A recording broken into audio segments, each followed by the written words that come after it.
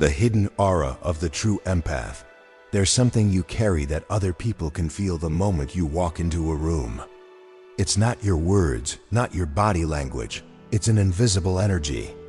A rare frequency that only true empaths seem to possess. Carl Jung, the father of analytical psychology, wrote about this hidden phenomenon in ways most people have never heard. He discovered that this invisible aura doesn't just exist, it radiates, heals, and sometimes even harms. According to Jung, true empaths don't simply feel emotions. They radiate what he called the wounded healer frequency, an energy born from deep pain, transformed into something extraordinary. This aura isn't created from natural kindness or moral superiority.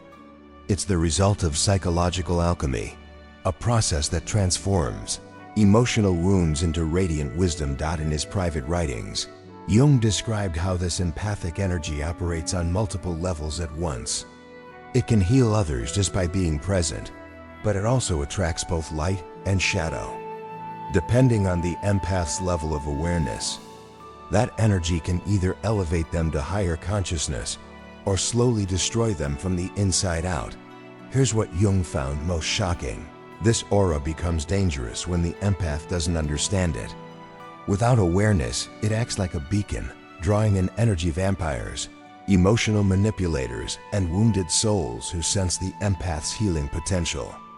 Over time, this can drain the empath completely. So what exactly is this energy? And why do empaths carry it? Jung believed your empathic aura isn't something you were simply born with. It's something that was forged. It's not a gift. It's a survival mechanism that transformed into something sacred through what I call traumatic alchemy. He once wrote, "The privilege of a lifetime is to become who you truly are." But for empaths, becoming who you truly are means first understanding why your nervous system developed such extraordinary sensitivity in the first place. It wasn't random. It was adaptive. The origins of the empathic aura. Jung noticed that many empaths emerged from childhoods where emotional safety was uncertain. In those environments, survival depended on constant awareness, reading tone, expression, and subtle emotional cues long before words were ever spoken. You learned to read micro-expressions before you could read books. You learned to sense danger in silence. You became emotionally hypervigilant, not by choice, but by necessity. This constant scanning of emotional energy literally reshaped your nervous system. Your mirror neurons became more active, your limbic system more responsive, and your entire brain began functioning like a finely tuned emotional antenna. Modern neuroscience now confirms what Jung intuited decades ago.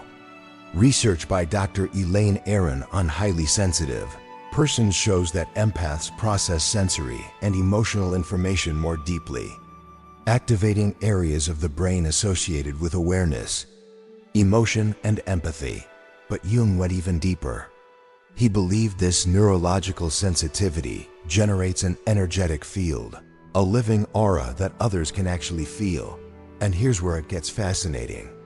Jung found that this empathic aura doesn't just receive energy, it transmutes it, transforming emotional chaos into coherence, pain into peace, confusion into clarity. He observed that when empaths enter a room, they unconsciously begin what could be called energetic archaeology, digging beneath people's words and facades to uncover the emotional truths they're hiding. Even from themselves, your aura literally reads the unspoken. The 3 stages of the empathic process, based on Jung's understanding of the unconscious. This process happens in 3 unconscious stages. Stage 1, the energetic scan. Your empathic aura automatically tunes into what Jung called feeling-toned complexes, the deep emotional patterns that drive people's behavior. You don't even have to try. You simply sense people's unprocessed grief, suppressed fear, or hidden rage before they do. Stage 2, the unconscious absorption, because your psyche developed to be permeable for survival reasons. You begin absorbing these energies without realizing it. Jung referred to this as participation mystique, an unconscious merging with others. Psychological states. It's as if your emotional boundaries dissolve, and other people's energy seeps directly into your system. Stage 3. The alchemical transformation. Here's where the magic and danger lies. Jung believed your nervous system acts as a living alchemical vessel. It doesn't just absorb emotions, it transforms them through what he called the transcendent function. You unconsciously process other people's raw emotions into insight and healing energy. That's why people often feel calm, seen, or even healed after spending time with you. You didn't do anything, your aura did. It metabolized their shadow energy and reflected back a more integrated, peaceful version of themselves. But Jung also warned, this process only works when done consciously. When it's unconscious, the empath becomes what he called an emotional sponge, absorbing everyone's energy but unable to transmute it. That's when burnout, anxiety, and emotional exhaustion take over. The archetypes drawn to empaths. Jung discovered that the empath's aura doesn't just influence people, it attracts them. He noticed specific archetypes that are magnetically drawn to empathic energy. Let's start with the challenging ones. The wounded child archetype. These are people carrying deep, unresolved childhood trauma. They sense your capacity to hold emotional pain without judgment. Your aura feels like safety, the unconditional love they never received. The shadow projector. These individuals disown their darker emotions, anger, envy, shame, and unconsciously look for someone to carry that energy for them. You become the emotional dumping ground for everything they refuse to face.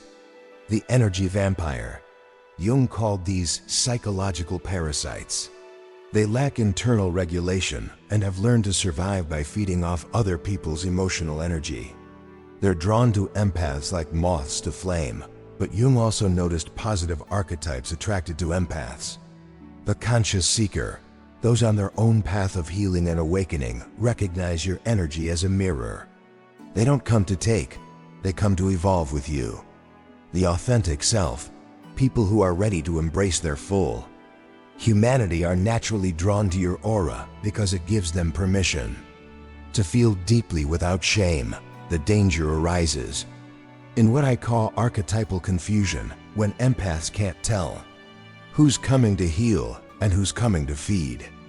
Your aura attracts both, but without discernment, you'll find yourself giving endlessly to people who aren't ready for transformation.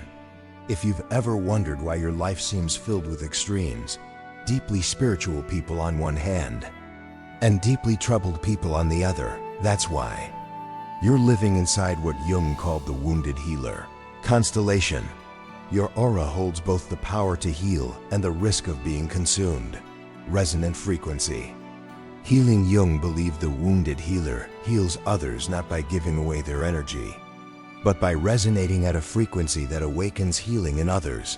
When someone with unprocessed trauma meets your empathic field, their inner healer begins to awaken. It's not that you're fixing them, your presence simply activates what's already within them. Jung called this constellation activation. But there's a catch. You can only activate healing in others to the degree that you've healed yourself. If your own trauma remains unintegrated, your aura carries what I call bleeding energy, emotional residue that unconsciously invites others to reenact your old wounds. That's why empaths often attract narcissists or emotionally unavailable people. They're mirrors for what's still unhealed inside you. As Jung said, everything that irritates us about others can lead us to an understanding of ourselves. For empaths, this means that everyone you attract is a reflection of your own unconscious patterns. The ones who drain you mirror the ways you neglect yourself. The ones who can't receive your love mirror your own struggle with self-acceptance. From wounded to sovereign, healer. Jung's solution was what he called conscious suffering, the willingness to feel your own pain completely so it can transform into wisdom. When you do this inner work, your aura shifts from the wounded healer frequency to what I call the sovereign healer frequency.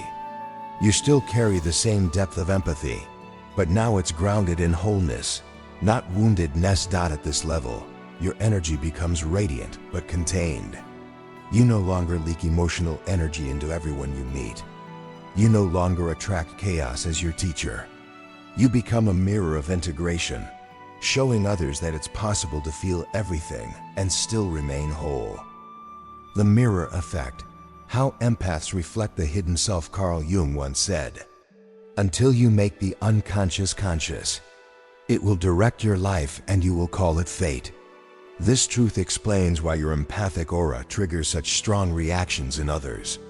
Your energy acts like a living mirror, reflecting people's inner world, both their light and their shadow, back to them.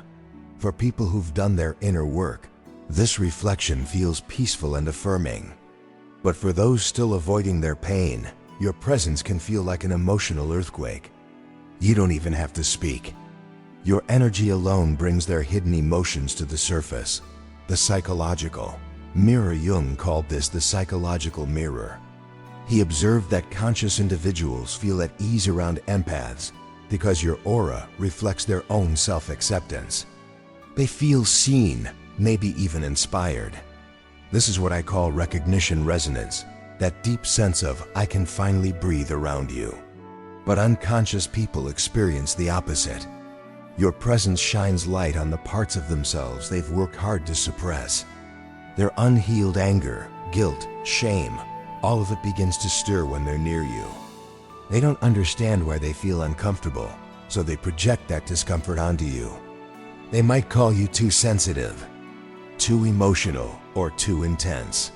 But what's really happening is that your aura is showing them what they're not ready to see. Jung referred to this as shadow projection anxiety. It's the discomfort people feel when confronted with their own darkness, mirrored back by someone who can see beyond appearances. This is why empaths often experience extreme reactions from others. Some people are drawn to you like light seekers, while others become defensive, dismissive, or even hostile. You're not doing anything wrong. You're simply acting as a catalyst for their unconscious material. The three mirror responses. There are three main ways people respond to the empathic mirror. 1. The conscious mirror response. When someone who's done their inner work meets your energy, they feel understood. They might say things like, "I feel so calm when I'm around you. You help me remember who I really am." These people energize you because the exchange is mutual. You're both reflecting light back to each other. This is the kind of connection where growth happens naturally. No fixing, no rescuing, no draining. Just mutual resonance. 2. The unconscious mirror response. Then there are those who are still running from their shadows. When they encounter your aura, their defense mechanisms activate. They might criticize your sensitivity, minimize your emotions, or subtly try to pull you down into their lower vibration. Their goal isn't always conscious. They just want to stop feeling the discomfort that your presence brings. You'll know this dynamic by how you feel after spending time with them. Drained, confused, or questioning your own worth. That's because they're trying to pull you out of awareness and back into unconsciousness with them. 3.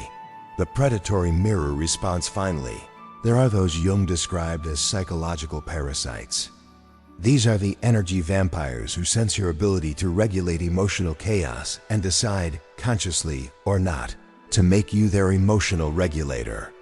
They'll trauma dump, create constant crises, or position themselves as helpless victims who need your endless compassion. To them, your empathy is a resource to exploit. They feed off the emotional processing you do for them.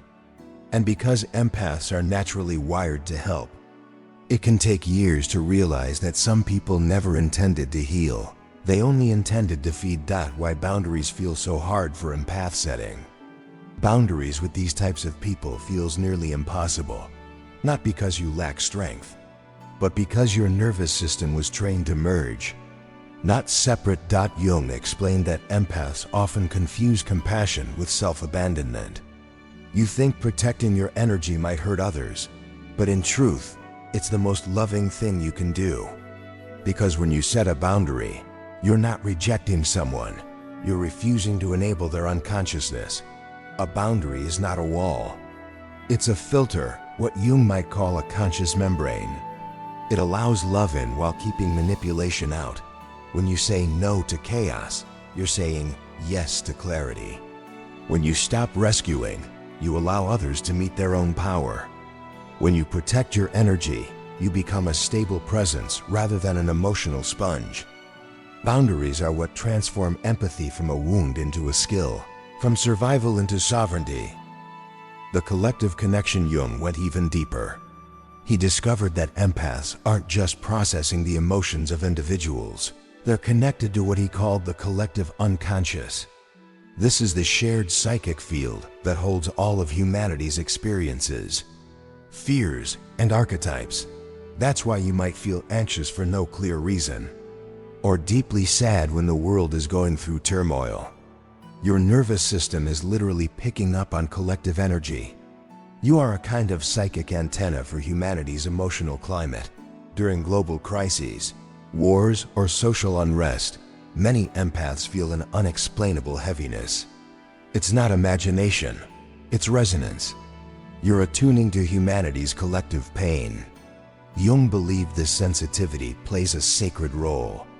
Empaths are like the early warning systems of consciousness.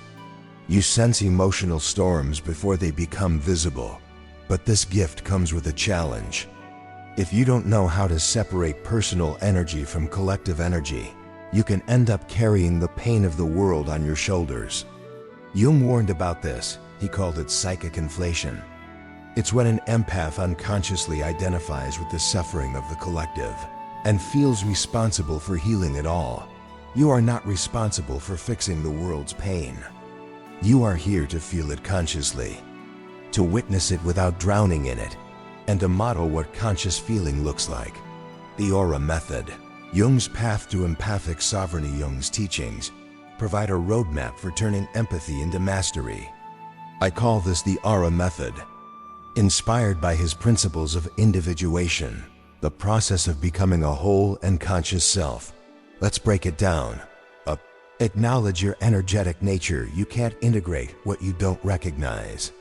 Most empaths operate unconsciously, unaware that their nervous system functions differently. Your empathy isn't just emotional, it's energetic. You process life through your body, your intuition. Your field dots start tracking your energy like Jung tracked dreams. Notice who energizes you and who drains you.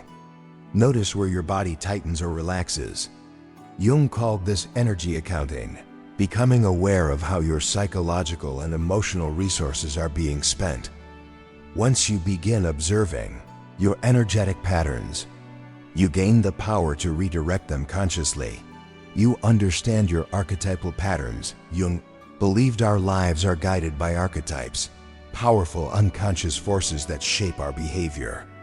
Empaths often carry what I call the caretaker complex, a pattern where you equate love with healing others. Ask yourself, do you feel guilty when you're not helping someone? Do you attract people who constantly need fixing? Do you feel responsible for others' happiness? If so, these are signs your empathy is being hijacked by an unconscious archetype.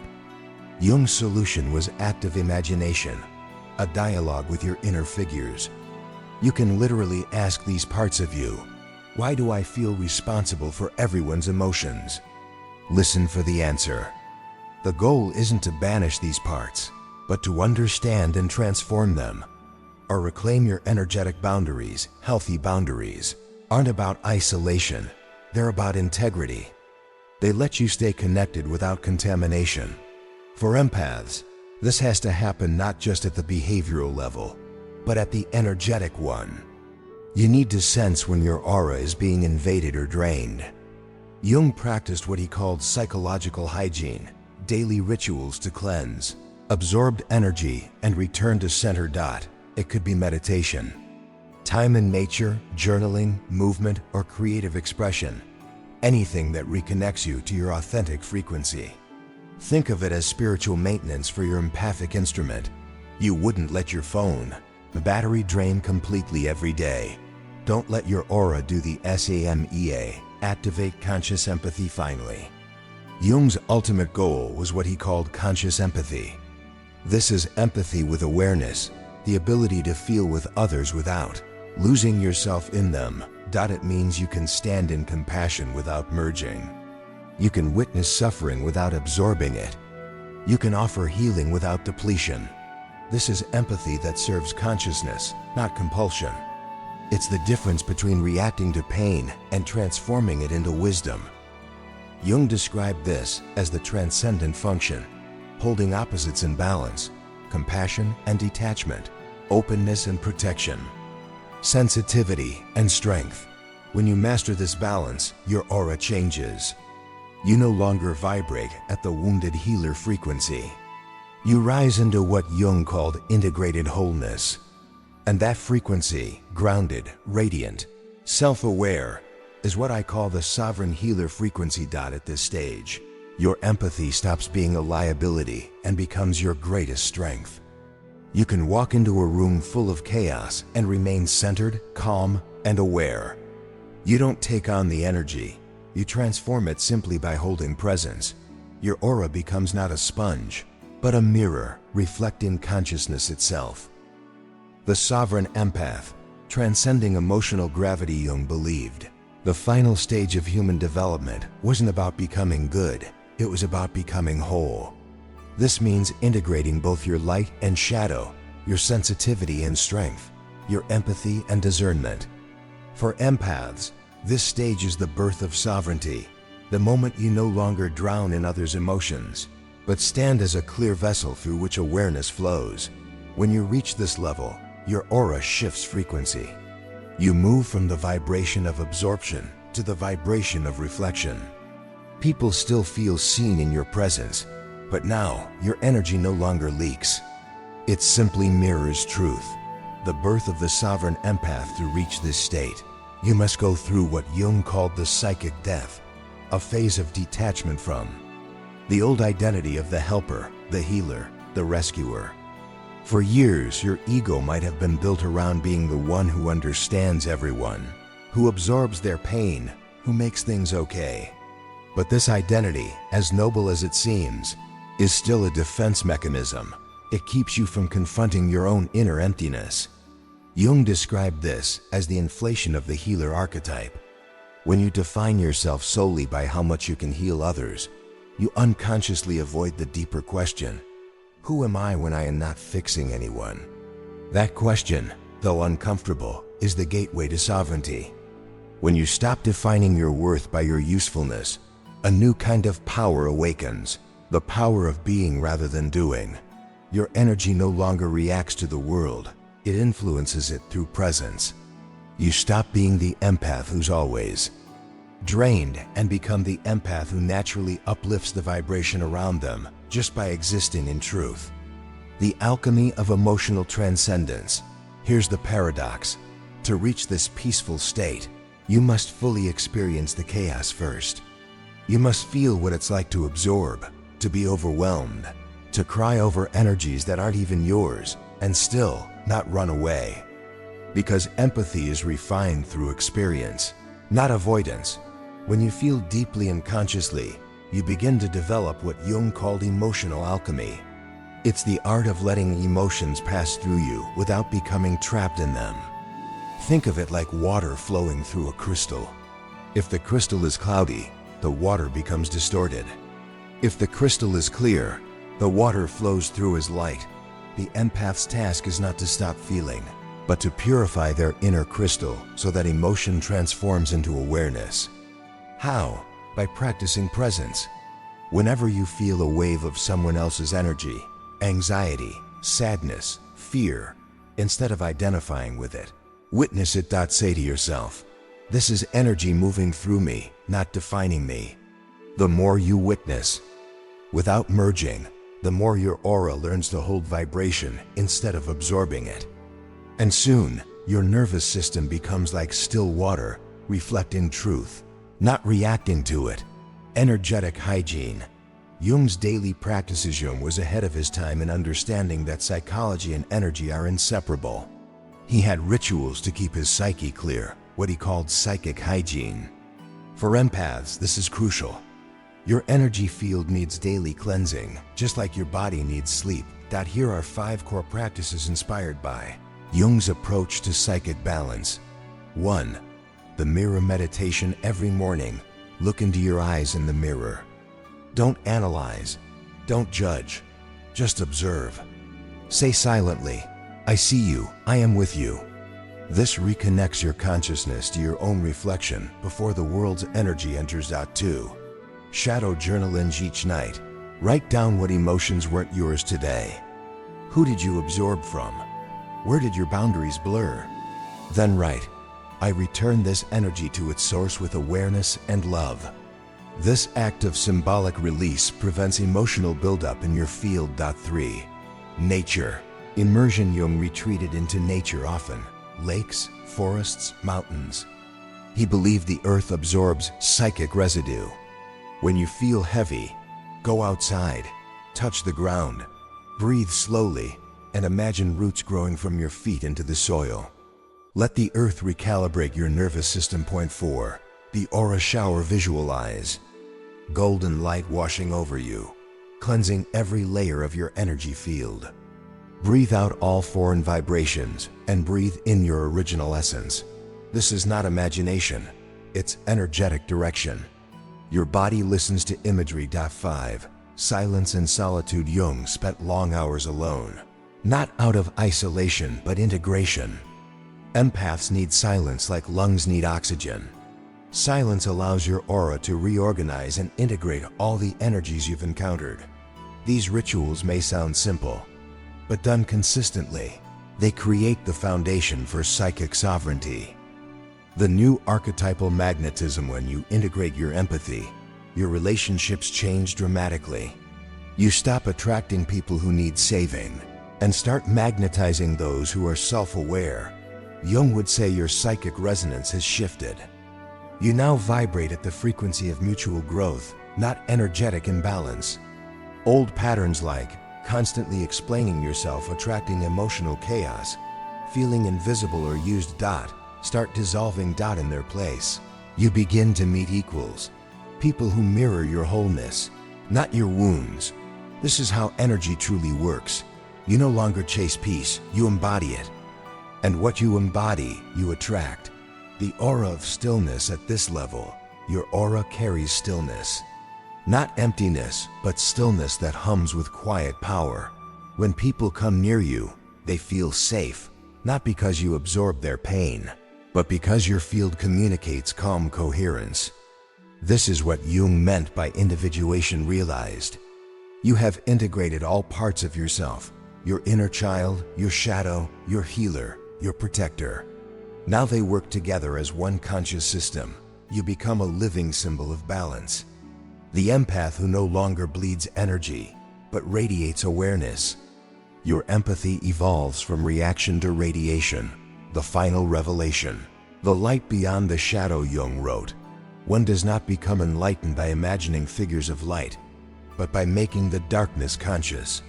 For empaths, enlightenment begins the moment you stop running from your depth.